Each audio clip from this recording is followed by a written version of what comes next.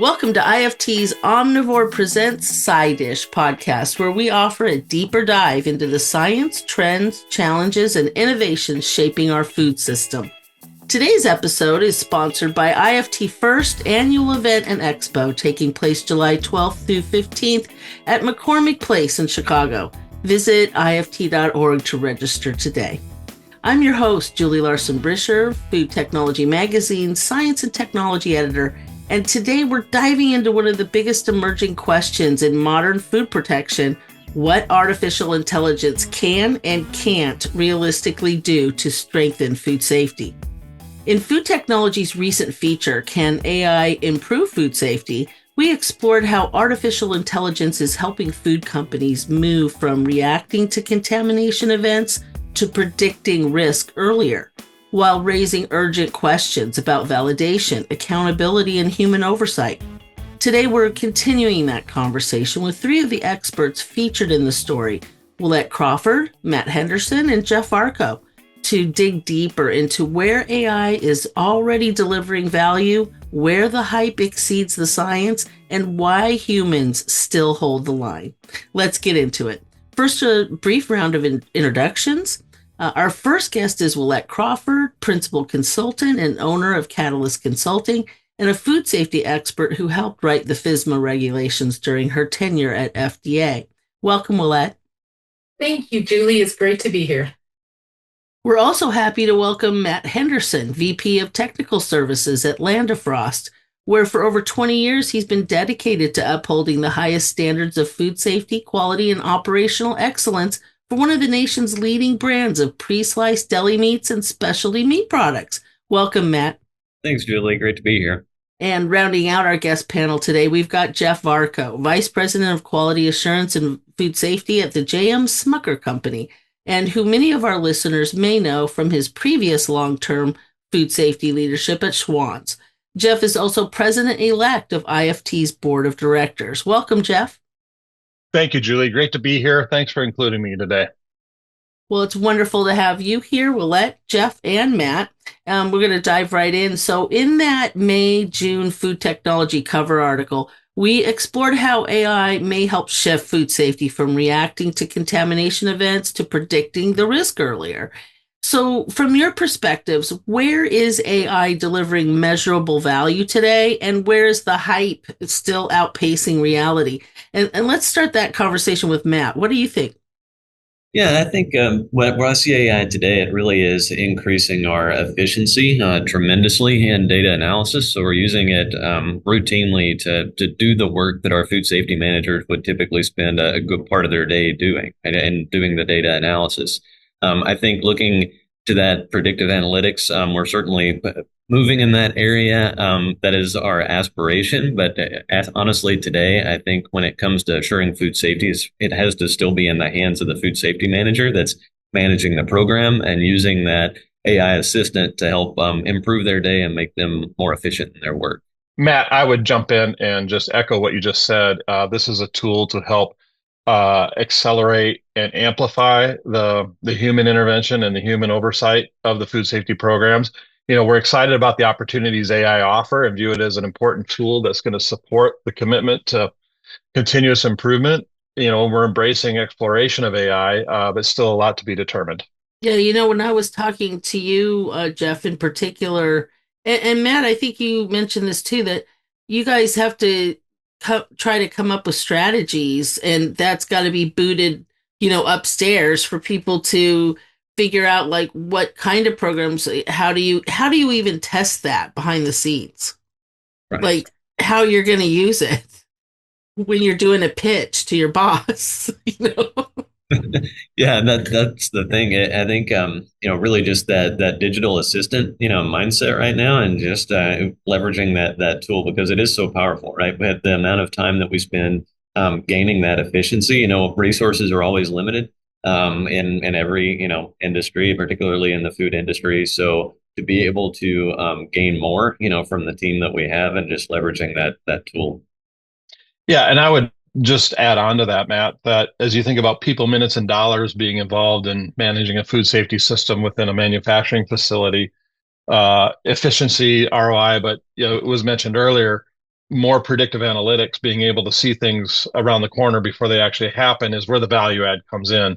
Now, the devil's in the detail and trying to figure out how you connect all those data. But I think that's the exciting part about AI is the what could be in regards to being more predictive and preventing more supply chain disruptions. Well, let me follow up on that a little bit, Matt. Or sorry, Jeff. Let's go back to that central scenario from the story where an AI system flags some elevated listeria risk before there's a positive test. What should actually happen next inside a food plant, and how should companies decide whether AI is signaling a real operational threat or it's just an early warning to investigate? How much of a hallucination are we on? What do you think, Yeah. Jeff?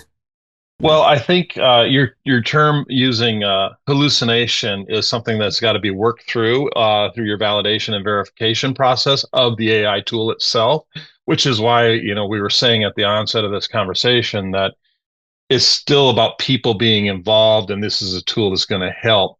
But nonetheless, as you work through and gain confidence that your system or your predicting tool is working, you still have to have your reactionary criteria. So if you have an issue going on with production or an issue going on in an area, you have to consider putting things on hold.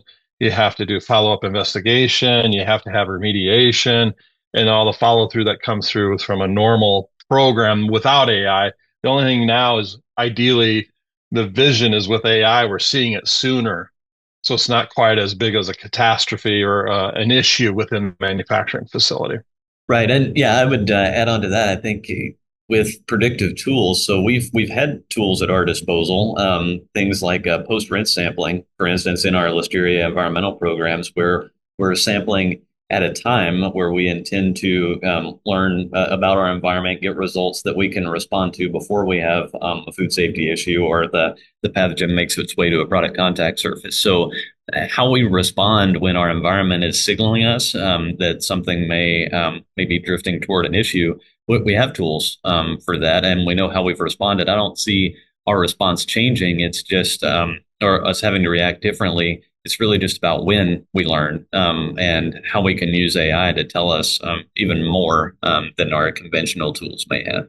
I agree with everything that's been said. I think the danger with AI is our overconfidence in it and thinking that the algorithm can replace the validation and all of the back end work. But as has already been said, we still need those predefined escalation frameworks to work through once the AI kind of surfaces that signal sooner for us. We'll be back with more Omnivore in a moment. But first, this word from our sponsor. This episode of Omnivore is brought to you by IFT First, July 12th through 15, 2026 at McCormick Place in Chicago. New for 2026, science theaters, networking hubs, and digital posters on the show floor with scientific programming all 3 days. Also, IFT First features topic-based peer discussions, curated journeys, daily coffee meetups, and a Spanish-speaking reception. Also new this year is live translation and captions in 68+ languages and guided tours around startups, proteins, AI, and flavors. You won't want to miss the VIP Lounge with Ask Me Anything Talks, sponsored by DSM Firmenich, and an expanded Fellows Awards experience. Register for IFT First at ift.org. Willette, you talked a lot about this too in the article, but one thing I found interesting when interviewing all of you, along with other food safety experts, was that one theme kept coming up across all perspectives: AI as a tool for prioritization and optimization, not replacement. So where do you see AI making food safety teams smarter and more efficient, but where are really humans still holding the line? Absolutely. The AI tools can help our teams process complexity faster and, more consistently at scale than we can in real time. It certainly helps us to organize all of the data that our systems generate, whether it's environmental sampling trends or product testing. And again, as already been said, helps us see those signals sooner so that that data is not so fragmented and we can kind of look at it in its totality to define risk. However, we still need humans at the central part of those escalation decisions. We still need the human interface to understand operational nuance.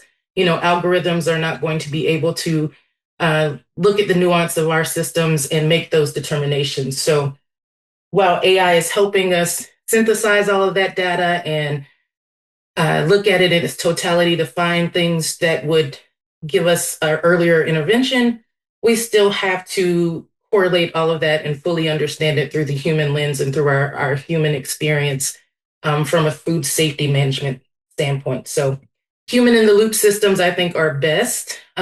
We can't rely on the algorithm for everything, but it certainly can help us prioritize and surface things sooner to act. Yeah, I think I agree with that. And one of the expressions, I've heard it said a few different ways referring to AI, but basically treating the algorithm's conclusions as you would the most junior inexperienced member of your team that just joined you in food safety, because it does not have that experience. So if you consider it as though an intern or someone on your team brought you the data and their conclusions, we simply shouldn't take that at face value and implement it in our systems. We should ask questions, and a human is also always going to be a necessary part of that loop to ask those questions. Well, I was just going to say, I mean, in the simplest forms, this is about enhancing our capabilities and maximizing our talent and our expertise to areas where we have, we can't see the nuances. So it's a great tool. So. Yeah, no.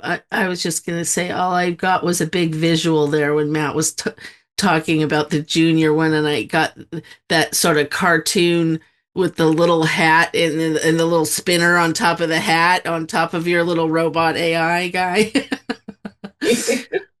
So last question. So looking ahead let's say 5 years, I'm just picking a number. What do you realistically think that AI's role inside of food safety programs will be? And what kind of guardrails should be in place, like in terms of validation or governance accountability, to make sure that the technology is really strengthening food safety rather than creating new risks? And I'll start with Matt. Sorry, Matt, calling on you. Yeah, I think that it goes back to that part of challenging the validation is a perfect example, right? That it's an excellent tool for us to maybe learn something, have an insight that we may not have been able to see previously. There have been a lot of examples of that where just a human looking at this data set may not be able to draw the same conclusion that the AI can. So it's very powerful in that regard, looking at large data sets, but that doesn't necessarily mean that conclusion is one that we should implement, right?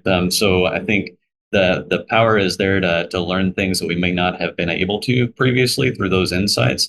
But when it comes to food safety, it's always about decision making, like how we utilize the data, the decisions that we choose to make as the managers that are responsible for the programs, and that's going to be our challenge, really to consider that data in a way that is the right decision at the end of the day. Yeah, and Matt, I'd add on, I think as we continue to use that and challenge the data in the system, the model will only get better, the algorithm will get stronger, but it's still not going to take away the need to have that human expertise and the insights and understanding of, is this real or is this artificial, so to speak, no pun intended. But as we mentioned today, AI, at least as I think about it, is really about enhancing our commitment to food safety and quality and accelerating continuous improvement in this area and other areas where it will be used. And it's going to allow us to complement and extend the expertise and the processes we have in place. It's not going to take away. Yeah, I would agree. I think as we move forward, as has already been mentioned, we'll be able to rely more on the predictive abilities of AI and even helping us maybe automate some of our verification, processes within our food safety systems. But it still won't replace the human element from a decision-making and accountability standpoint. And I think we'll have to be really diligent about our validation and governance of those AI models. Models drift, and this is something fairly new for us. So I think it's going to really require us to kind of think through the validation framework and the rigor that's required from a validation standpoint when using these models. That's great. Well, thanks so much for taking the time to share your insights with our Side Dish listeners today. Willette, Jeff, and Matt, it's always a pleasure to talk shop with each of you.